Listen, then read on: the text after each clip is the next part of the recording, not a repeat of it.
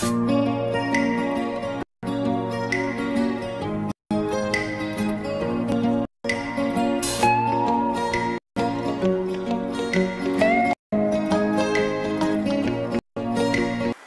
voulez lâcher prise? Vous savez pas comment faire? Allez, suivez-moi, je vous montre le chemin. On y va? Go, go, go!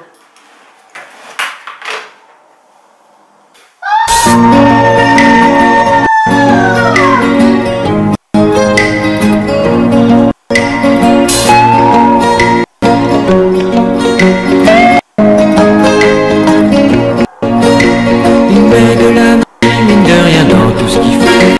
Il a le sourire facile même pour les imbéciles. Il s'amuse bien, il tombe jamais dans les pièges. Il se laisse pas étourdir par les néons des manèges. Il vit sa vie sans s'occuper des grimaces que font autour de lui les poissons dans la nasse. Il est libre, Max. Il est libre, Max. Il y en a même qui disent qu'ils l'ont vu voler. Il travaille un peu quand son corps est d'accord. Pour lui, faut pas s'en faire, il sait doser son effort. Dans le panier de crabe, il joue pas. Coucou, ici Sylvie, je vous retrouve pour une nouvelle vidéo intitulée Le lâcher prise, notion très à la mode mais super importante. Nous connaissons tous des moments dans notre vie où nous trouvons submergés par toutes sortes de contraintes et d'obligations. Mais il faut savoir que si ces périodes de stress sont trop longues ou trop fréquentes, un jour ou l'autre, notre santé mentale et physique vont aussi montrer leurs limites et nos capacités d'auto-guérison ne pourront plus effectuer leur travail correctement. Je vous invite à aller cliquer d'ailleurs sur la vidéo, sur le lien ici pour voir la vidéo sur l'auto-guérison. J'ai moi-même vécu un amoncellement d'événements traumatisants. Ça n'arrêtait pas. Chaque jour, quelque chose d'autre me tombait sur la tête. En tant que battante, j'essayais de traiter chaque événement du mieux que je le pouvais, mais impossible, j'arrivais plus à gérer. Vous pouvez aussi aller voir cette vidéo intitulée Ras-le-bol en cliquant sur le lien ici. Moi qui aimais tout contrôler, tout maîtriser, il faut dire que cela avait fonctionné assez bien durant 40 ans.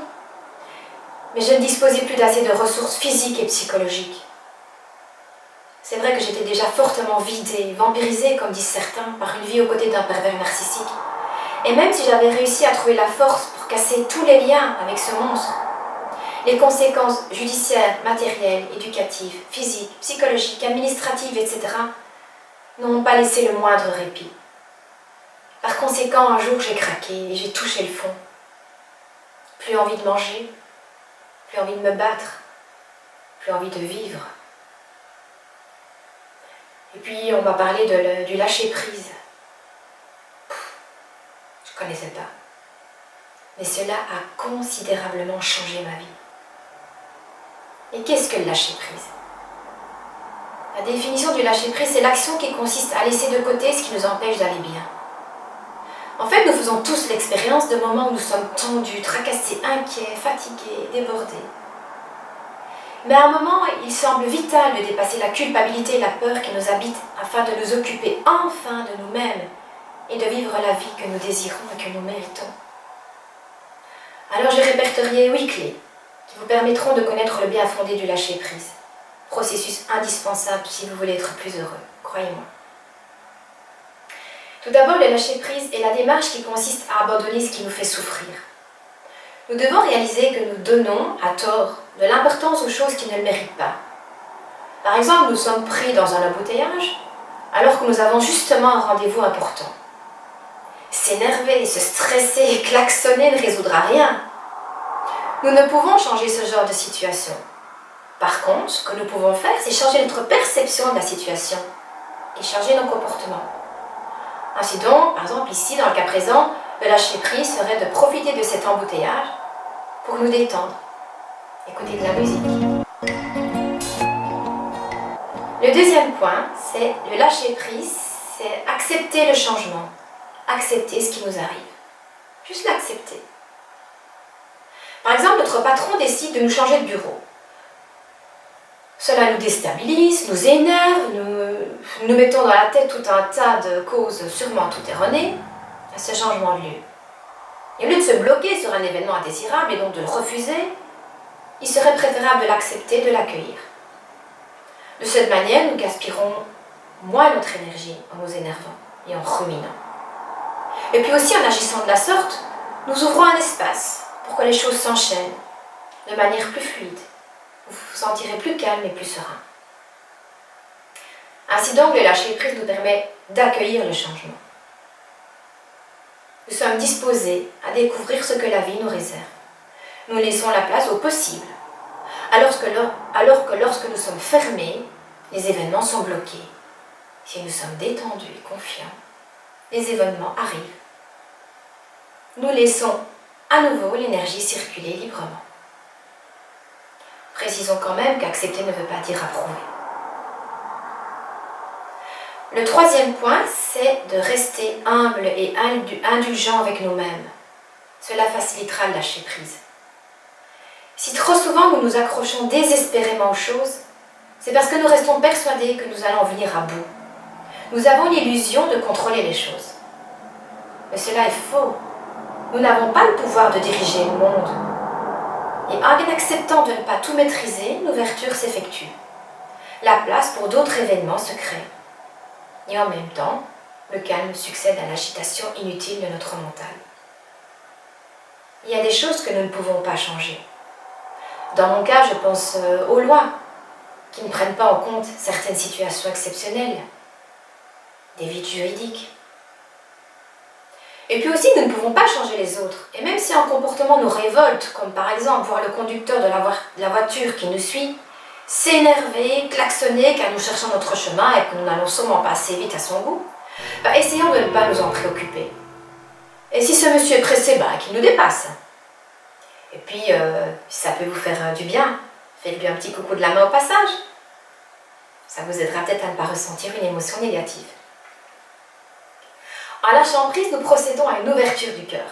Nous disons oui à ce qui est et nous disons oui à la vie. Le quatrième point, ce serait mort aux pensées parasites. Les pensées parasites sont les ennemis du lâcher-prise. Et il y en a des tonnes en une journée. Ces pensées parasites sont des modèles de perfection que crée notre société. Ce sont de fausses croyances en fait. Comme le fait de dire que la femme doit assumer le ménage, les courses, la lessive, l'éducation des enfants et souvent aussi en prime une vie professionnelle. Waouh!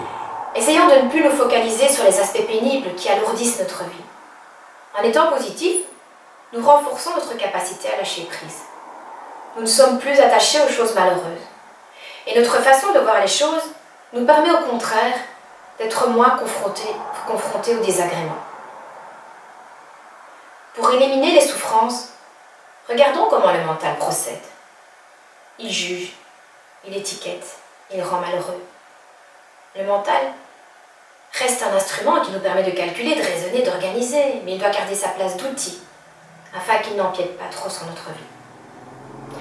C'est à chacun de nous de trouver comment rendre notre vie meilleure, plus agréable et plus sereine.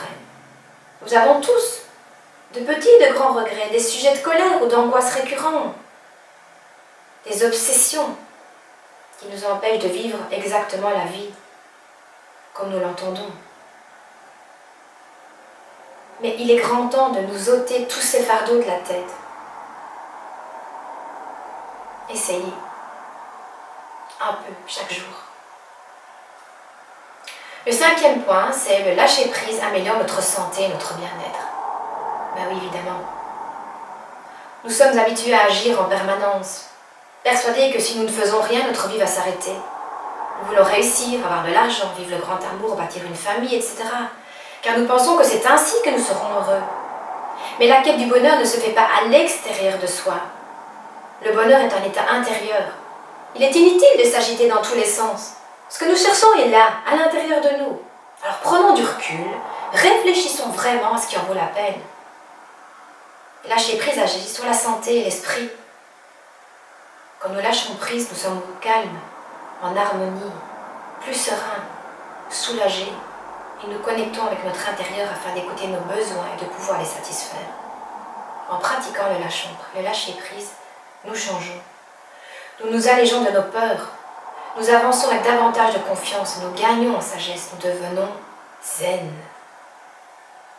Nous évoluons de manière positive et bénéfique. car le lâcher-prise apporte une très grande richesse intérieure. Le 6e point, c'est lâcher-prise permet de s'aimer et d'aimer les autres. Débarrassés de nos craintes et de notre culpabilité, de nos doutes, nous pouvons alors aimer. Nous apprécions les autres pour ce qu'ils sont et non plus comme on voudrait qu'ils soient.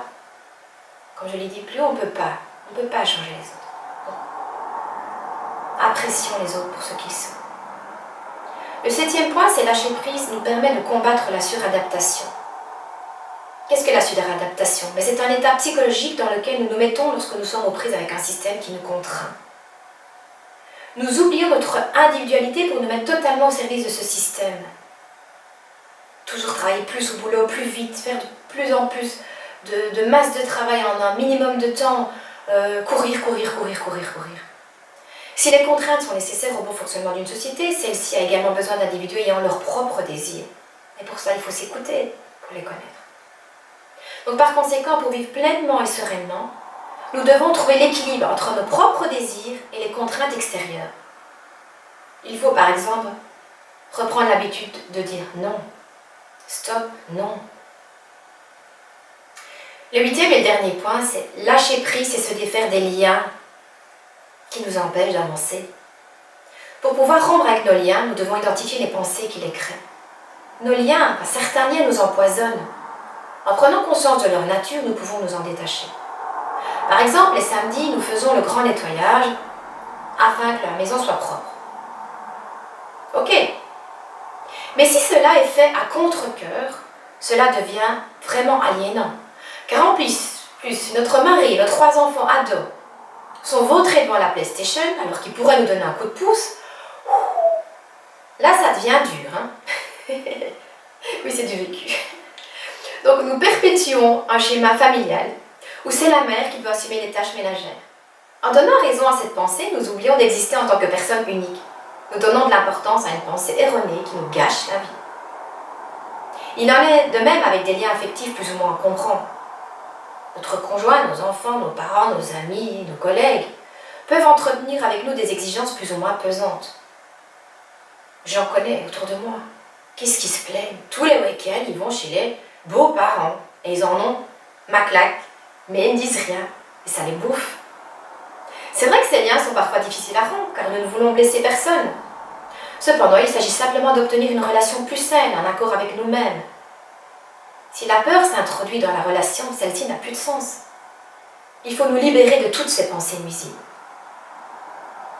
Je ne vous dis pas de ne plus aller voir vos beaux-parents, mais peut-être espacer les visites ou faire autre chose que de s'asseoir à table pendant toute l'après-midi et papoter du voisin de Pierre-Paul Oulac. Ainsi donc, plus nous coupons nos liens, plus nous approchons de notre vérité. Il faut parvenir à nous libérer de tout ce qui nous empêche d'être nous-mêmes. C'est ça la vraie liberté. Qu'est-ce qu'il y a? Ma vidéo est trop longue? Allez, non, je suis sûre que vous avez compris mon message. Respirez profondément, vivez l'instant présent et adoptez la zen attitude. Ouh! Non, pardon, je crois que vous étiez endormi. Allez, petits gars, trêve de plaisanterie, on se retrouve bientôt pour une prochaine vidéo. Et n'oubliez pas, il y a des choses sur lesquelles on n'a pas de prise. Acceptons-les. J'attends vos commentaires. À bientôt. Ciao, ciao.